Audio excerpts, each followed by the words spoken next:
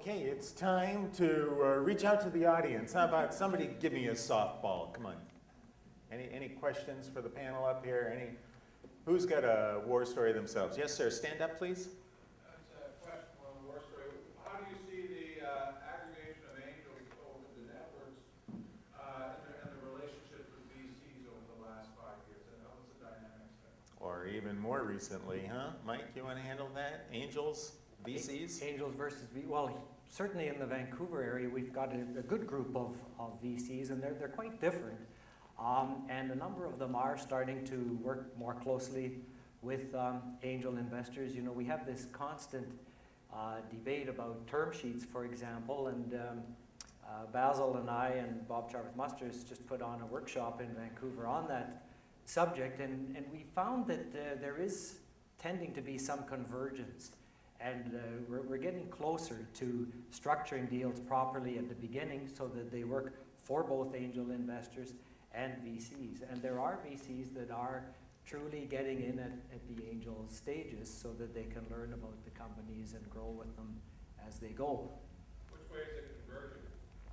Well, it's converging in a positive way, in a way that we're doing deals that make sense for angels, that protect angels against cram downs and issues like that when VCs come in.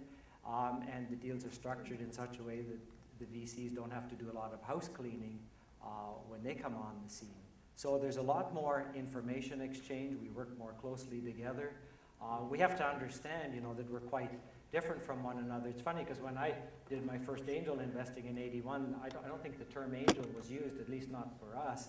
And I fancied myself as a venture capitalist, so I went to all these venture capital forums and events, and I'd sit around at meetings like this, and I think, I'm not one of these guys. I don't think like they do. And you know, there is a different mindset, because typically the VCs come from a different background.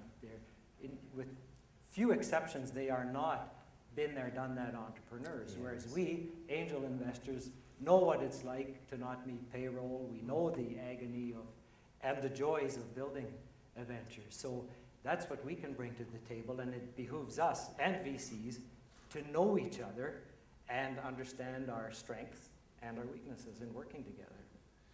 So that I frame this the right way, how many VCs are there here in this room? Go ahead, okay. Permjot. Well, I was actually asked to give a talk recently to explain the difference between angel investing and VC, and I did a big presentation about all the things. I said the real difference is testosterone. And people, I think a lot of us will understand what I mean by that. I think a lot of the VC community have in recent times become a lot easier to work with through changing circumstances. But I think the problem, certainly in London, was that as an angel or even as an entrepreneur, unless you really had to, you didn't want to talk to a VC. That's the reality of it, because of the way they would do stuff. And it is. I can understand the VC mindset, because they are custodians of other people's money.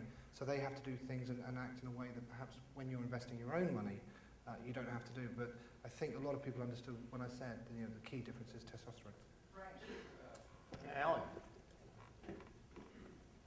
Just an interesting question. I'd like just to give you some more reflections on you, Matt.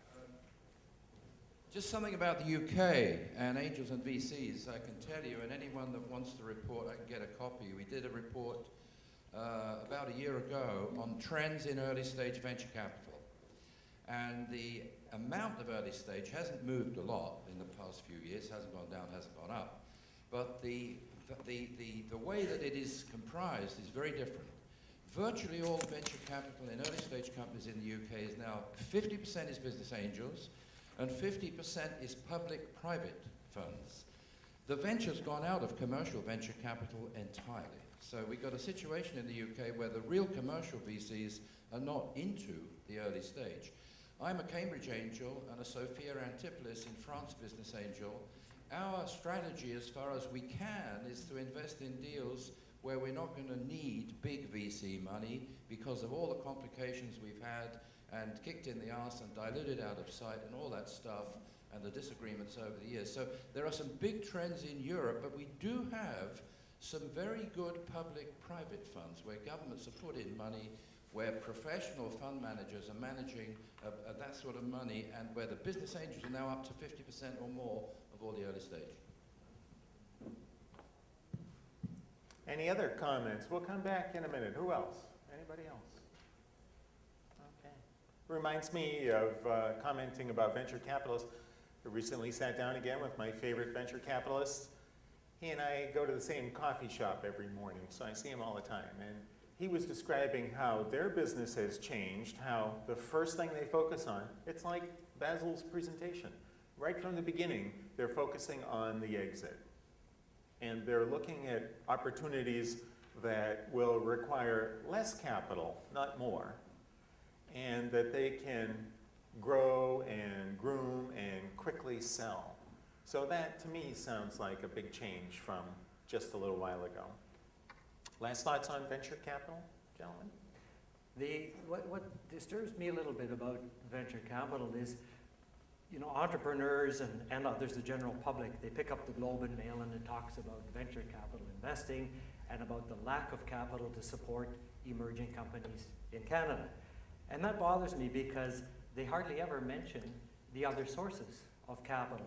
And I believe, and certainly I've studied this in the British Columbia scene, venture capital is a very, very small amount of what actually goes into companies. I would say that in British Columbia especially, about 10 times the amount that VCs invest is invested by angels. And maybe 100 times the VC amount or 10 times the angel amount goes in from the general public. And then, of course, there's an even larger amount that's the family, friends, and fools investment. And we never talk about those. And I think, as I mentioned in my opening comment, I think we as angels have to think of better ways to attract the masses into these deals and come up with new creative mechanisms for doing that. But venture capital, we have to always keep in mind as angels, it's just one tiny source of funding for companies. And it's also very restricted to a certain class of companies. It's restricted to those very high growth type opportunities that are going to exit in the $100 million range, generally speaking. Whereas we as angels, I think we've lucked in and realized that there's a great opportunity in the $20 and $30 million exits because we can make those work. And they don't work for VCs. And that's a huge opportunity for us to capitalize on and get some decent returns. The interesting thing in the UK is the average, it's called angel investment, but I wouldn't think they would call it angels themselves, is about 6,000 sterling, about $10,000. So it's a very, very small amount. And I think there is this thing I call cherub financing. So, you know, very, very small angel investing, because people often don't realise that they are angels, or they are supporting small businesses. So I think it's a very interesting mechanism how they all interplay. And if you look at successful immigrant communities, I was actually talking about some friends I actually reconnected in Toronto, who I've not seen for 27 years. They've done very, very, very well. And you see immigrants all over the world do very well with essentially internal finance, community finance. So I think there are lessons for us to learn in terms of that, because it very quickly gets over the term sheet thing, and it gets over the integrity thing, and it gets over the trust thing. But I think there is something that we can learn from unsophisticated models of financing, which are very, very successful. That's a good point. You know, I used to go to Taiwan a lot in the 80s because I was working with suppliers there. And there were all these entrepreneurial startups all over Taiwan, thousands of them. And so I would ask these guys, where do you get your money? And they had this very interesting system going, and I don't know what the word is to describe it, but you know, 10 local business people would get together, for example, and they'd each throw $100 grand into a kitty. So they'd have $1 million, and then they would loan that money to the entrepreneurs. They wouldn't invest it in their companies, but they would loan it to the individuals. So there's a better chance of getting repaid, because even if the business fails, it's the entrepreneur that's on the hook and would lose face if he or she didn't repay it. And it was an extremely successful financing model. It was sort of a community support thing for entrepreneurs, and I've never seen anything like that in North America. Has anyone in the audience seen any model along those lines for venture financing?